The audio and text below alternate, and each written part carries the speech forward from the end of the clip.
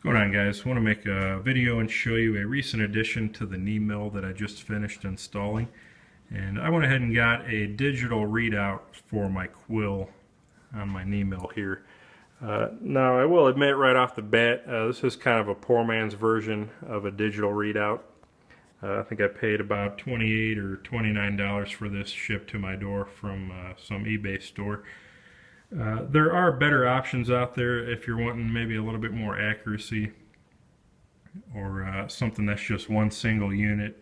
You could spend anywhere up to probably $200 or $300 if you wanted to, just for a 5 or 6 inch readout for your quill.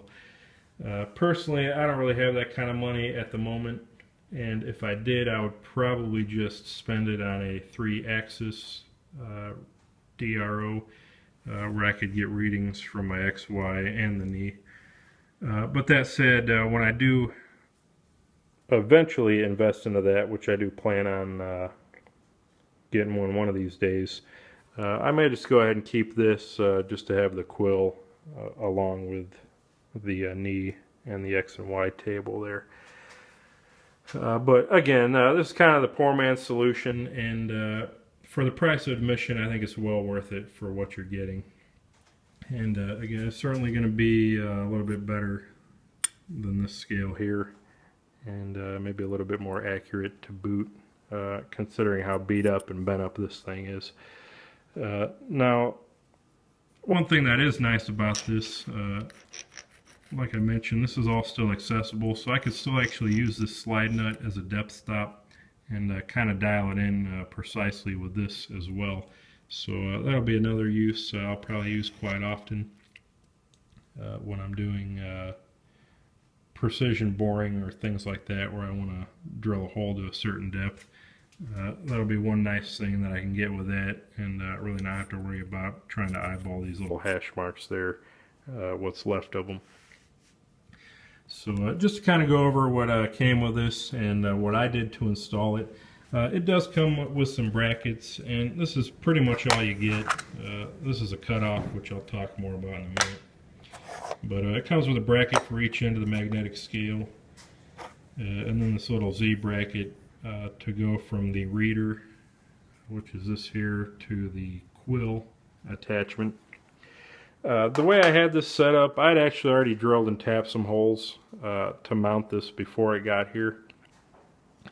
And I was kind of limited on where exactly I could drill and tap some holes like this. Granted, I could have probably made some bigger brackets or got a little bit more creative with this.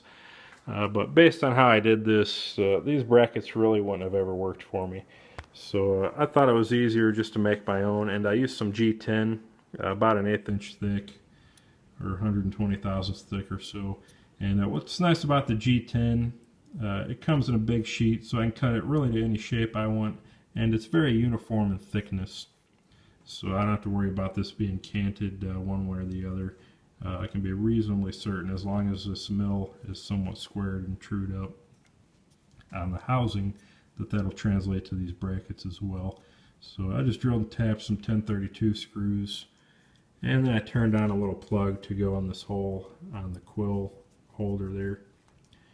And this is a little piece of stainless steel sheet stock that I kind of cut and shaped, put a little decorative detail on, just so I could.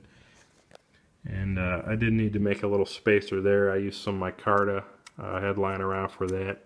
Turned that down, faced it on the lathe, and made a little spacer just to get everything just right. And overall, pretty happy with how it turned out. You can see it's still fairly low profile, although you do have kind of a bunch of wire here in this little remote. Now you can get other DROs for quills that are just one piece, and you don't have to worry about the second piece or the wire.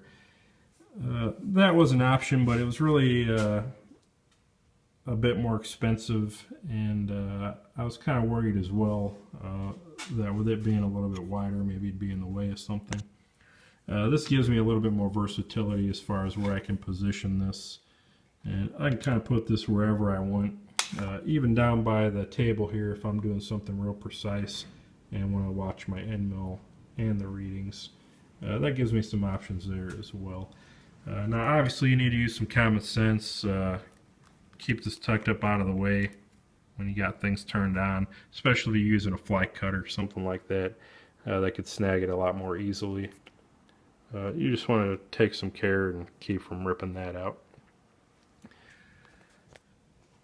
Now you do have some mounting options. For now I'm using the magnets that came with it. I believe they're neodymium or rare earth magnets. Pretty strong. Seem to be doing a good job holding it there. You also got a little dovetail on the bottom that slides into a base that I'll show you in a minute. And then you got some little keyholes that go into the same base as well. And just to show you that, this gives you a few options. You can slide it in that dovetail, have a little stand-up stand.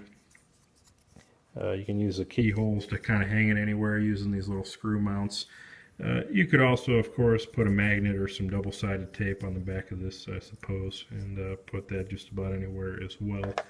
And just have a couple of different options there. Now this is actually a cutoff from the magnetic scale.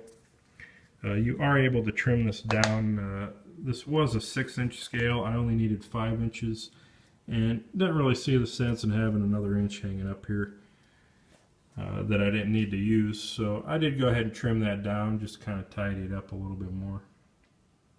And you do have that option, even for maybe a smaller drill press if you want to use it on that, where maybe the quill's only 2.5 or 3 inches.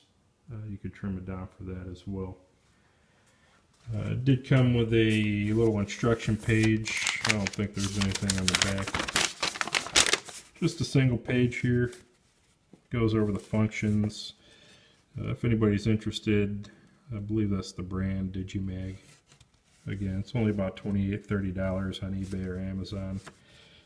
It gives you some examples of the mounting, sensor brackets, whatnot. It does take two 3-volt batteries, CR2032s, that are provided. And I believe it also has an auto off function, which is nice if you forget to turn it off. And just to go over these real quick, on off obviously, you can go inches or millimeters. You got a 0 button. I got a 0 at the top right now. And then this ABS here is absolute or relative 0. And that's nice if you're down here touching a tool off and you want to re-zero your tool for whatever reason, but still keep this reference.